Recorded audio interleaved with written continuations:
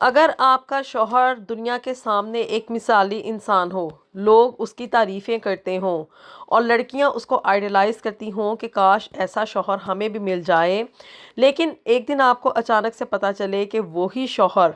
آپ کا سب سے بڑا دشمن ہے، تو ایسی صورتحال میں آپ کیا کریں گی؟ یہی سب کچھ یہاں پہ مانچسٹر میں رہنے والی عائشہ خان کے ساتھ ہوا۔ جس دن اس نے لندن سے دبئی جانے والی فلائٹ پکڑنی تھی، اسے یقین تھا کہ یہ اس کی زندگی کا سب سے خوبصورت سفر ہوگا، مگر بورڈنگ گیٹ پر ایک اجنبی نے اس سے کے ہاتھ سے اس کا پاسپورٹ چھین لیا اور صرف اسے ایک جملہ کہا کہ اگر اپنی جان اور عزت بچانی ہے تو اپنے شوہر کے ساتھ اس جہاز میں مت بیٹھنا۔ اس وقت عائشہ خان کو یہ لگا کہ یہ شخص پاگل ہے، مگر صرف 15 منٹ کے بعد جو حقیقت عائشہ خان کے سامنے آئی، اس نے اس کی پوری دنیا تباہ کر دی۔ بسم اللہ الرحمن الرحیم۔ السلام علیکم ایوری ون۔ دل دریا سمندروں ڈونگے تے کون دلاں دیاں جانے۔ انسان کے دل میں کیا چل رہا ہے، اس کا بھید ہم لوگ نہیں جان سکتے۔ آج میں آپ کے ساتھ جو واقعہ شیئر کرنے جا رہی ہوں نا، یہ صرف ایک دھوکے کی کہانی نہیں ہے، بلکہ یہ اس ایک عورت کی کہانی ہے جسے کہ اس کے شوہر، ساس اور پورے خاندان نے تباہ کر رکھ دیا۔ لیکن انسان یہ بھول جاتا ہے کہ اللہ جسے چاہتا ہے اسے عزت دیتا ہے اور جسے چاہتا ہے اسے ذلیل کرتا ہے۔ وَتُعِزُّ مَن تَشَاءُ وَتُذِلُّ مَن تَشَاءُ۔ عزت اور ذلت اللہ ہی کے ہاتھ میں ہے۔ آج آپ کے ساتھ میں عائشہ خان کا واقعہ شیئر کرنے جا رہی ہوں، جو کہ یہاں پر UK کے شہر مانچسٹر میں رہتی تھی اور ایک بڑی ہی کامیاب چارٹرڈ اکاؤنٹنٹ تھی، ایک انڈیپینڈنٹ گرل تھی، ایک اتنی کانفیڈنٹ گرل تھی کہ اس کے بارے میں یہ مشہور تھا کہ اس کو نہ کوئی بندہ دھوکہ نہیں دے سکتا، اس کی نظر سے کوئی بھی کمی بیشی چوک نہیں سکتی۔ اعداد و شمار اس کی زندگی کا حصہ تھے اور وہ مختلف کمپنیوں کے مالی ریکارڈ میں چھپی ہوئی چھوٹی سے چھوٹی غلطی بھی پکڑ سکتی تھی۔ لوگ کہتے تھے کہ عائشہ خان سے جھوٹ بولنا تقریباً ناممکن ہے، لیکن زندگی کی سب سے بڑی دھوکہ دہی عائشہ خان کو ان لوگوں نے دی جس پر وہ سب سے زیادہ اعتماد کرتی تھی، اور موسٹلی یہی ہوتا ہے کہ جن سے ہم لوگ محبت کرتے ہیں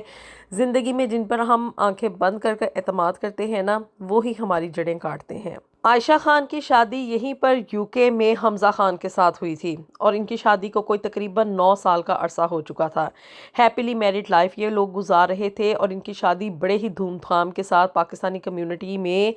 ہوئی تھی اور یہ پوری کمیونٹی میں نا ایک مثال سمجھے جاتے تھے۔ مانچسٹر میں رہنے والے لوگ انہیں بڑی ہی قابل ستائش نظروں سے دیکھتے تھے کہ ایک بڑا ہی کامیاب کپل ہے یہ، کیونکہ عائشہ خان بڑی ہی کانفیڈنٹ گرل تھی، بڑی خوبصورت تھی، اور اسی طرح سے حمزہ خان بھی ایک بڑا ہی ہینڈسم لڑکا تھا۔ لوگ کہتے تھے کہ حمزہ جیسا محبت کرنے والا شوہر نصیب والوں کو ہی ملتا ہے۔ لڑکیاں اس کو آئیڈیلائز کرتی تھیں اور عائشہ کو ہمیشہ یہی کہا جاتا تھا کہ تم بڑی ہی خوش قسمت ہو کہ تمہیں حمزہ جیسا شوہر ملا۔ لیکن چیزیں بظاہر دیکھنے میں جس طرح سے نظر آ رہی ہوتی ہیں نا، اندر سے وہ اس طرح نہیں ہوتی۔ لوگوں کے دلوں میں کیا چل رہا ہے، وہ اندر سے ہمارے بارے میں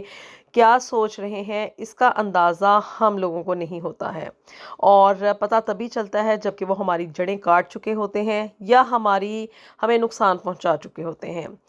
اب جی عائشہ خان کی ساس جو تھی نا، شمیم بیگم، ہر محفل میں یہ کہا کرتی تھی کہ عائشہ میری بہو نہیں ہے بلکہ میری بیٹی ہے،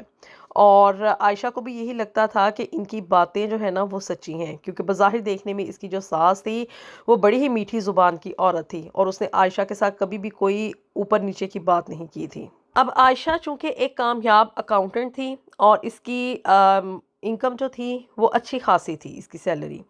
اور اس کی وجہ سے کیا کہ بھی اس کی شادی کے جتنے 9 سال گزرنے کے بعد اس نے جو بھی ارننگ وغیرہ کی تھی نا، اور اس سے ان لوگوں نے جو کچھ بھی خریدا، وہ سب کچھ عائشہ کے نام پہ تھا، کیونکہ عائشہ کی ارننگ زیادہ تھی اور وہ زیادہ پیسے کما رہی تھی، تو اس وجہ سے وہ سب کچھ اپنے نام پہ خریدی تھی۔ اب جی ان لوگوں نے نا مانچسٹر میں ایک بڑا گھر خرید لیا، برمنگھم میں ان کی 2 دکانیں تھیں اور کئی ایک سرمایہ کاری کے اکاؤنٹس تھے، اور کرائے پر دی گئی کئی ایک پراپرٹیز بھی تھی۔ اچھا خاصا ان لوگوں کا نا مطلب ایک سیٹ اپ تھا، کافی ایسٹس تھے، اور یہ سب چیزیں جو تھیں نا وہ عائشہ اپنے نام پہ خریدا کرتی تھی۔ اب بظاہر دیکھنے کو نہ تو حمزہ اور نہ ہی اس کی ساس کبھی اس بات کے اوپر کوئی اعتراض کرتے تھے، کیونکہ وہ یہی کہا کرتے تھے کہ یہ تمہاری کمائی ہے، تم اس کو جیسے چاہو خرچو۔ اور عائشہ اس بات پہ بڑی ہی کانفیڈنٹ تھی کہ اس کو اتنی پیار کرنے والی، اتنی اچھی ساس ملی، اور اس سے بھی زیادہ قدر کرنے والا شوہر ملا، جو کہ اس کو کبھی کسی بات پہ روکا ٹوکی کرتا ہی نہیں تھا۔ لیکن اندر ہی اندر اب اس کا شوہر اور اس کی ساس اس کے خلاف ایک سازش رچا رہے تھے۔ اور مزے کی بات یہ تھی کہ اتنی کانفیڈنٹ گرل تھی، اتنی مطلب دنیا شناس تھی، اور اس کو کبھی بھنک بھی نہ لگی کہ اس کا شوہر اس کے ساتھ کر کیا رہا ہے، کیونکہ حمزہ ہمیشہ عائشہ سے یہ کہا کرتا تھا کہ اچھی بات ہے تم سب کچھ جو ہے نا وہ اپنے نام پر خرید رہی ہو، مجھے سکون رہے گا کہ تم جو ہے نا وہ سب کچھ اچھے طریقے سے ہینڈل کرو گی، اور تم کبھی میرا نقصان نہیں کرو گی۔ اور عائشہ ہمیشہ نا اس بات کو محبت سمجھتی تھی کہ حمزہ اسے بہت محبت کرتا ہے، کیونکہ حمزہ یہ کہا کرتا تھا کہ اینڈ آف دا ڈے جو چیز اگر میں اپنے نام پہ بھی تم مجھے خرید دیتی ہو تو وہ ہونی تو تمہاری ہی ہے، تو بہتر ہے کہ تم اسے اپنے ہی نام پر خریدو۔ بظاہر طور پہ حمزہ یہ بات کر کے نا عائشہ کا اعتماد جیت لیتا تھا، جس کی وجہ سے عائشہ کو کبھی پتہ ہی نہ چلا کہ حمزہ اندر ہی اندر کون سی کھچڑی پکا رہا ہے۔ اب جی اسی طرح سے سال گزرتے گئے، اور ان گزرتے سالوں کے ساتھ ساتھ نا حمزہ عائشہ کا فل اعتماد حاصل کر چکا تھا، اور حمزہ جو بھی چیز عائشہ کے سامنے لے کر آتا نا، کوئی بھی کاغذات وغیرہ، کوئی بینک اپڈیٹس وغیرہ فارم، یا کوئی پراپرٹی مینجمنٹ کے کاغذات، کبھی کوئی کاروباری معاہدے وغیرہ، وہ عائشہ نا ان تمام پیپرز کو اچھے سے ریڈ کرتی تھی، اور اسے دیکھنے میں نا سب کچھ قانونی لگتا تھا، ہر چیز اسے درست دکھائی دیتی تھی، اور وہ بڑے ہی اعتماد کے ساتھ نا ان پہ دستخط کر کے دے دیتی تھی حمزہ کو۔ لیکن عائشہ کو یہ اندازہ نہیں تھا کہ ہر دستخط کے ساتھ ہی وہ آہستہ آہستہ اپنے ہی جال میں اترتی چلی جا رہی ہے، وہ جال جو کہ حمزہ نے اس کے لیے بنا ہوا تھا۔ ایک دن جی اب حمزہ جو تھا نا وہ غیر معمولی خوشی کے ساتھ گھر آیا، اور اس نے بتایا کہ دبئی کی ایک بڑی پاکستانی بزنس فیملی ہے، اور وہ ہمارے ساتھ انویسٹمنٹ کرنا چاہ رہی ہے۔ اب جی حمزہ نے نا عائشہ کو کنونس کیا کہ یہ موقع جو ہے نا وہ ہماری زندگی بدل سکتا ہے، اور عائشہ نے حسب عادت جو تھی وہ اس کی تحقیق کی، کمپنی موجود تھی، ویب سائٹ بھی موجود تھی، ریکارڈ بھی صاف تھا، سب کچھ دیکھنے میں نا بظاہر درست لگ رہا تھا۔ اس لیے جی عائشہ نے نا حمزہ سے حامی بھر دی کہ آپ نا اس پاکستانی بزنس فیملی کے ساتھ ہم انویسٹمنٹ کرنے کے لیے تیار ہیں، ان کو ہاں کر دو۔ اور جی ان لوگوں نے اب دبئی جانے کے لیے اپنی ٹکٹس بک کروا لیں، اور یہ جو رات تھی نا جب کہ عائشہ نے حمزہ کو گرین سگنل دیا کہ ہاں ٹھیک ہے ہم لوگ ان کے ساتھ انویسٹمنٹ کریں گے، یہ حمزہ نے نا پہلی بار ایسے تھا جیسے سکون کا سانس لیا ہو، جیسے برسوں کی محنت اس کی کامیاب ہو گئی ہو۔ لیکن آج اب یہ عائشہ سوچتی ہے تو اسے یہ سمجھ آتا ہے کہ وہ کاروباری معاہدے پر خوش نہیں تھا، وہ اس بات پر مطمئن تھا کہ عائشہ خود اپنے جال میں قدم رکھنے والی ہے۔ اب جی جب یہ عائشہ کی ٹکٹس بک تھی نا جس دن کی، اس سے کوئی تقریباً ہفتہ پہلے نا اس کی ساس روزانہ گھر آنے لگی، اور عجیب عجیب سی گفتگو کیا کرتی تھی، بار بار پوچھتی تھی کہ پاسپورٹ سنبھال لیا ہے، بینک ٹوکن ساتھ لے لیے ہیں، پراپرٹی کے اصل کاغذات موجود ہیں، کہاں پر ہیں، تمام شناختی دستاویزات محفوظ ہیں، ہر چیز وہ اس لیے عائشہ کو لگتا تھا کہ پوچھ رہی ہے کہ وہ فکر مند ہے۔ لیکن عائشہ کو بعد میں یہ احساس ہوا کہ اس کی ساس کی دلچسپی اس کے کپڑوں یا سفر میں نہیں تھی، بلکہ اس کی دلچسپی صرف اس کی شناخت، اس کی جائیداد سے متعلق جتنی بھی ڈاکومنٹس تھے نا ان میں تھی۔ اور آخرکار وہ دن آ گیا، ہیتھرو ایئرپورٹ جو تھا وہ لوگوں سے بھرا ہوا تھا۔ اب جی عائشہ، حمزہ اور شمیم بیگم بورڈنگ گیٹ کی طرف جا رہے تھے، لیکن عائشہ کو یہ معلوم نہیں تھا کہ اگلے چند منٹوں میں اس کی زندگی، اس کی شادی، اس کا خاندان اور اس کا سب کچھ جو ہے وہ ایک ایسے راز کے سامنے بے نقاب ہونے والا تھا جس کی کہ کبھی عائشہ نے امیجنیشن بھی نہیں کی تھی۔ عائشہ ابھی گیٹ کے قریب ہی کھڑی تھی کہ ایک ایئرپورٹ سیکیورٹی آفیسر اس کے قریب آیا اور آہستہ سے بولا، اگر آپ اپنے شوہر کے ساتھ اس فلائٹ پر چلی گئیں تو شاید واپسی پر آپ کے پاس کچھ بھی نہ بچے۔ اب جی عائشہ کے قدم رک گئے، اسے لگا کہ شاید کوئی غلط فہمی ہے،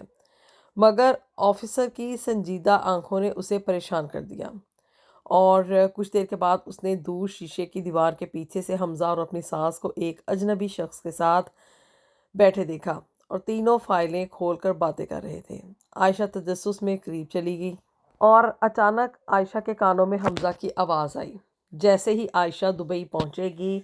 تمام اکاؤنٹس اور پراپرٹیز منتقل کر دی جائیں گی۔ اب یہ سن کے نا عائشہ پریشان ہو گئی، پھر جی شمیم بیگم ہنس کر بولی کہ بیچاری کو آج تک پتہ ہی نہیں چلا کہ وہ جن کاغذات پر دستخط کرتی رہی ہے وہ ہمارے کام کے تھے۔ اب یہ بھی سن کے عائشہ کے ہاتھ کانپنے لگے کہ آخر سے یہ سب کچھ ہو کیا رہا ہے۔ اس کے بعد عائشہ میں یہ ہمت نہیں رہی کہ وہ مزید باتیں سن سکے۔ اسے محسوس ہوا کہ جیسے اس کی 9 سال کی شادی ایک لمحے میں ٹوٹ کر بکھر گئی ہو۔ اسی وقت سیکیورٹی آفیسر دوبارہ اس کے پاس آیا اور بولا، آپ اکیلی نہیں ہیں، ہم کئی ہفتوں سے ان لوگوں کی نگرانی کر رہے تھے، اگر آپ تعاون کریں گی تو ہم انہیں رنگے ہاتھوں پکڑ سکتے ہیں۔ عائشہ نے یہ سن کر آنسو صاف کیے اور پہلی بار خوف کی بجائے عزم محسوس کیا۔ اس نے سر ہلا کر کہا کہ میں آپ کے ساتھ ہوں، ٹھیک ہے، اب کھیل ان کے حساب سے نہیں بلکہ عائشہ کے حساب سے ہوگا۔ اسے معلوم نہیں تھا کہ اگلے چند دنوں میں حمزہ اور اس کی ساس اپنی کامیابی کا جشن منانے والے تھے، مگر وہی جشن اب ان کی گرفتاری کی رات بننے والا تھا۔ 3 دن کے بعد اب جی حمزہ نے اپنے گھر میں ایک بڑی دعوت کا اہتمام کیا۔ عائشہ نے اپنی دبئی جانے کی فلائٹ مس کر دی تھی، کیونکہ حمزہ کو یہ یقین تھا کہ عائشہ دبئی میں ہے اور اب اس کی تمام جائیداد، بینک اکاؤنٹس اور سرمایہ کاری حمزہ کے قبضے میں آ چکی ہے۔ گھر مہمانوں سے بھرا ہوا تھا اور شمیم بیگم فخر سے سب کو بتا رہی تھی کہ ان کے بیٹے نے زندگی کا ایک نیا آغاز کیا ہے۔ حمزہ کے ساتھ ایک اور عورت بھی موجود تھی جسے کہ وہ اپنی ہونے والی بیوی کے طور پہ متعارف کروا رہا تھا کہ جی اچانک دروازے کی گھنٹی بجی۔ حمزہ مسکراتا ہوا دروازہ کھولنے گیا، لیکن اگلے ہی لمحے اس کے چہرے کا رنگ بدل گیا جیسے ہی اس نے پولیس افسران کو دروازے پہ کھڑے ہوئے دیکھا۔ اب جی پولیس آفیسرز کے ساتھ مالی جرائم کے شعبے کے تفتیش کار بھی موجود تھے جنہیں کہ عائشہ اپنے ساتھ لے کر آئی تھی۔ انہوں نے یہ کہا کہ حمزہ خان آپ کو فراڈ، جعل سازی اور جائیداد ہتھیانے کی سازش کے الزام میں گرفتار کیا جا رہا ہے۔ اور یہ سن کر جی گھر میں مکمل خاموشی چھا گئی۔ پھر پولیس نے ٹی وی اسکرین پر وہ تمام ریکارڈنگز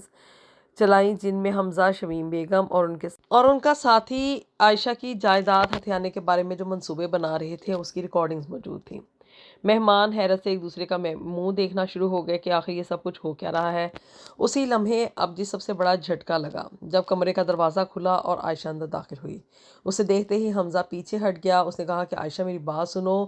ہم بیٹھ کر بات کرتے ہیں۔ ہکلاتے ہوئے اس کو اپنے آپ پہ کوئی کنٹرول نہیں رہا، لیکن عائشہ نے سکون سے جواب دیا کہ 9 سال تک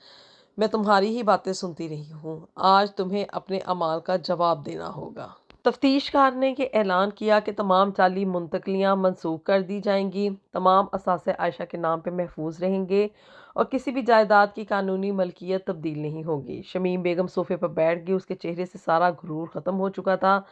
چند لمحوں کے بعد حمزہ، اس کی ماں اور ان کا وہ ساتھی ہتھ کڑیوں میں گھر سے باہر لے جائے گئے۔ عائشہ دروازے پہ کھڑی یہ سب کچھ دیکھتی رہی اور اس کے دل میں انتقام کی خوشی نہیں تھی، صرف ایک سکون تھا۔ اس نے آسمان کی طرف دیکھا اور آہستہ سے کہا، کبھی کبھی اللہ سچ کو سامنے لانے کے لیے ایک اجنبی کو بھی ذریعہ بنا دیتا ہے۔ اس رات عائشہ نے اپنی زندگی کا ایک سب سے اہم سبق سیکھا کہ دھوکہ ہمیشہ دشمن نہیں دیتا، بعض اوقات سب سے گہرا زخم وہ لوگ دیتے ہیں جن پر ہم سب سے زیادہ اعتماد کرتے ہیں، لیکن سچ دیر سے صحیح مگر سامنے ضرور آتا ہے۔ کیا عائشہ کو اپنے شوہر اور ساس کو معاف کر دینا چاہیے تھا، یا کہ عائشہ نے انہیں سلاخوں کے پیچھے بھیج کر جو سزا دلوائی وہ بالکل درست فیصلہ تھا؟ کیا عائشہ کو اپنی شادی بچانے کے لیے کمپرومائز کر لینا چاہیے تھا، یا کہ ان کو سبق ہی سکھانا چاہیے تھا؟ عائشہ نے اپنی جائیداد، اپنے اثاثے تو بچا لیے، لیکن اب وہ مکمل طور پر اندر سے ٹوٹ چکی ہے، کیونکہ بظاہر تو دیکھنے میں اس کا شوہر اسے محبت کر رہا تھا اور اس کی ہر بات مانتا تھا۔